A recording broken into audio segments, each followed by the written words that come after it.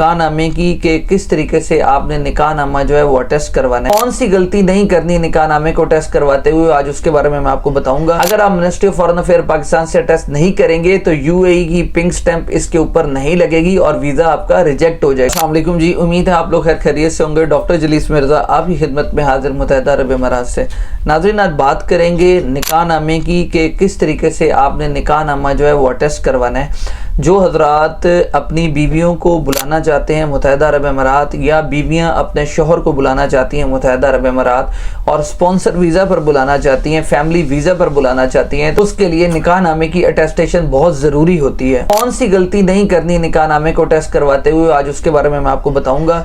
Video को मुकम्मल देखिएगा, चैनल को सब्सक्राइब कीजिएगा और बेल आइकन को ज़रूर क्लिक कीजिएगा ताकि ज़्यादा से ज़्यादा इंफॉर्मेटिव वीडियोज़ दुबई के प्लेटफॉर्म से मैं आप तक लेकर आता रहूँ। इससे पहले मैं वीडियो बना चुका हूँ स्पॉन्सर वीज़ा के ऊपर कि किस तरीके से एक शोहर अपनी बीवी या बीवी अपने शोहर को या ज़्यादा बीवियों को किस तरीके से बुलाया जा सकता है, तो इसके ऊपर मैं वीडियो डिटेल में बना चुका हूँ। काइंडली आप वो जाके देख सकते हैं। अच्छा, अब प्रॉब्लम क्या आ रहा है? पहले क्या होता था कि इस चीज़ की सख्ती नहीं थी, इस चीज़ का प्रॉब्लम कहीं नहीं आता था, लेकिन अब बहुत ज़्यादा इशू आ गया कि आपने आपका जो मैरिज सर्टिफिकेट है, निकाहनामा है, वो भी प्रॉपर तौर पर ministry of foreign affair UAE से अटेस्ट होगा तो आपका वीजा लगेगा, अदरवाइज आपका वीजा नहीं लगेगा, एंट्री परमिट आपको नहीं मिलेगा। अब करना यह है कि जो आपका निकाहनामा है वो प्रॉपर इंग्लिश और उर्दू जुबान में होना चाहिए। जो पुराना निकाहनामा है, अगर कोई शख्स पुराना निकाहनामे के साथ यहाँ पर आएगा तो वो अटेस्ट नहीं हो पाएगा। It should be in new form. जो आजकल करंट सिचुएशन के अंदर निकाहनामा रजिस्टर्ड हो रहे हैं, आपको उसमें उसको कन्वर्ट करवाना होगा।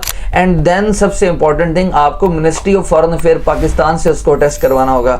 अगर आप ministry of foreign affair Pakistan से टेस्ट नहीं करेंगे तो यूएई की पिंक स्टैंप इसके ऊपर नहीं लगेगी और वीजा आपका रिजेक्ट हो जाएगा। वीडियो इसलिए बना रहा हूं कि अभी रिसेंटली एक खातून जो है उनका वीजा रिजेक्ट हुआ है और उन्होंने मुझसे डिस्कस किया, तो मैंने उनको बड़ा क्लियर कट बताया कि ये प्रॉब्लम है। जब उसके बाद ministry of foreign affair UAE की स्टैंप लगवाने के बाद उन्होंने वीजा अप्लाई किया तो उनका एंट्री परमिट निकल आया।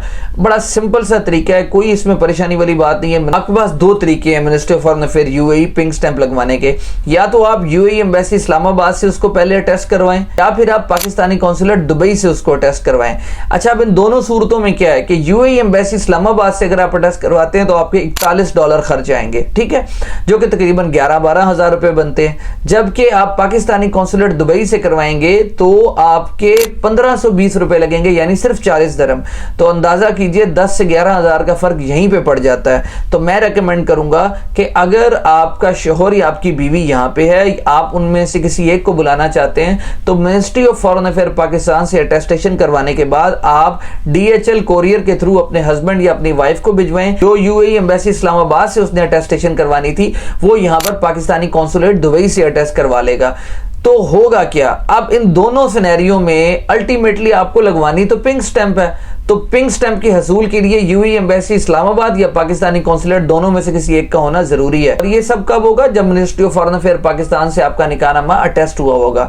तो फाइनली आप यहां पर अपने निकाहनामा पर पिंक स्टैंप लगवाएंगे और पिंक स्टैंप लगाने के बाद इंशाल्लाह अल्लाह ने चाहा तो वीजा जो है वो जरूर निकल आएगा। बहुत सारे लोग इस चीज को जो है वो नहीं बताते, तो मैंने ये समझा कि आपको इस बारे में गाइड कर दूं। फैमिली वीजा होता है, स्पॉन्सर वीजा होता है, इसका तकरीबन 2100 जो है दरम खर्चा आता है। उसके अंदर आपका मेडिकल भी शामिल होता है, उसके अंदर आपका एंट्री परमिट भी शामिल होता है, उसके अंदर आपकी फाइल ओपनिंग भी शामिल होती है, उसके अंदर आपका वीजा भी शामिल होता है और सबसे इंपॉर्टेंट आपका एमिरेट्स आईडी कार्ड भी शामिल होता है। उन लोगों के लिए खर्चा है कि जो लोग अपने हस्बैंड या वाइफ को पाकिस्तान से बुलाना चाहते हैं, यानी वो आउटसाइड हैं, तो उनके लिए इतना खर्चा है। और अगर आप इनसाइड हैं, यहाँ पर विजिट वीजा पर ऑलरेडी आए हुए हैं और आप इस प्रोसेस को करना चाहते हैं, तो ये तकरीबन आपका 3100, 3200, 3300 यानी 3200 से 3300 दरम तक जो है इसका एक्सपेंडिचर आता है।